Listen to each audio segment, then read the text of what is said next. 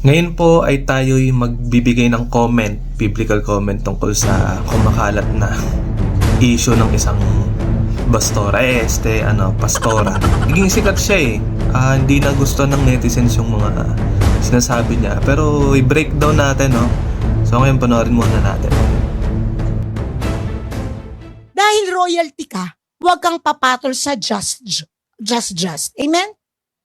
Alam nyo, pag nagtatrabaho ka na, pag lalaki ka, pag nagtatrabaho ka na, higit sa nakikita mo ngayon, ang pwede mong ligawan. Bakit? Siyempre, kung ikaw may kotse, papatol ka ba sa naglalakad, nagtutulak ng kariton? No. That's not your level. Hindi lang sa material, Alam na alam natin na mahirap kausap ang hindi aral. Isipin mo kung hindi marunong magsulat o magbasa. Pero ang sinasabi ko lang, dahil royalty ka, huwag kang papatol sa just. Amen? Dahil royalty ka, huwag kang pumatol sa sa Tagalog. Yung mga lang. Yan, yung karpentero lang, nagtutulak lang ng kariton, nagtitinda lang sa kalye, di ba? Yung mga lang, mo daw papatulin yung mga ganun. Yung sabi ni pastora natin, no? Ngayon, kung ikaw daw meron kang mamahaling kotse, no? Ikaw ba, sa standards mo, dapat lumelevel ka. Ikaw pwedeng kumuha ng mga nilalang lang ng mundo. Ayan. Wow. Yun ang sabi ni pastora, no? Ang galing sa kanya natutunan yun. Ang Bible kaya yun. Humihingi na po ako ng pasensya sa mga siguro yung iba sa atin. Ganito pala ang turo sa church, ang pangit pala ng Christianity. Ako na po yung humingi ng dispensa dahil hindi po talaga yung Christianity. Ayan, kumbaga sa Bible nga po, may nasasabing mga bulaang propeta. Ito yung verse, maraming pupuntang bulaang propeta sa mundong ito. Yun, breakdown na natin. So, sabi, huwag kang papatok sa nagtutulak lang ng kariton. Ayan. So ngayon, sa panahon ng Bible, meron ding isang na-judgmental yung may nagsasalita doon tapos hindi nila pinakinggan kasi karpentero lang naman. Basahin nga natin, tingnan natin. Sabi sa Marcos 6:3, di ba ito ang karpenterong anak ni Maria at kapatid ni Santiago, Jose, Judas at Simon? Taga rito rin ang kanyang kapatid na babae, di ba? Kaya't sila'y nagduda sa kanya at siya'y hinamak nila. Pastora, ano nangyari? Nakalimutan mo tong verse na to. Nakalimutan mo si Kristo, nilalang din ng mundo, di ba? Nakalimutan mo bang si Kristo pinababa ng mundo, pinahirap, ginawang karpentero. Tapos hindi rin siya pinaniwalaan, judgmental sila, hinamak nila si Kristo dahil lang sa karpentero siya. Alak lang to ni Maria, mga just, di ba? Pastora, 1-0 ka na. Nako, makapunta pa kaya ng langit si Pastora. Papatol ka daw ba sa mga walang pinag-aralan? Late niya yung mga walang pinag-aralan yung mga walang kapasidad mag-aral, hindi man lang nakabasa o sumulat. Minaliit niya doon. O sabihin na natin na ba sa atin, naghahanap talaga ng ideal na yung financially stable, di ba? Pero yun lang ba yung sukatan ng love? Yun ba yung love is money? Ang love po ay applicable sa lahat.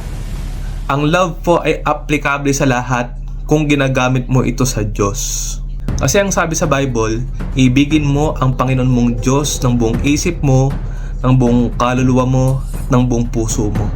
Ito si Pastora, parang hindi niya ata inuuna yung Diyos kaya hindi po niya nakita tong mga verse na to. Tungkol nga sa mga walang pinag-aralan. Sino pa ba yung walang pinag-aralan sa Bible? Sabi sa Gawa 4:13, nang makita nga nila ang katapangan ni Pedro at ni Juan, at pagkatalastas na sila'y mga taong walang pinag-aralan at mga mangmang, ay nangagtaka sila at nangapagkilala nila na sila'y nangakasama ni Jesus.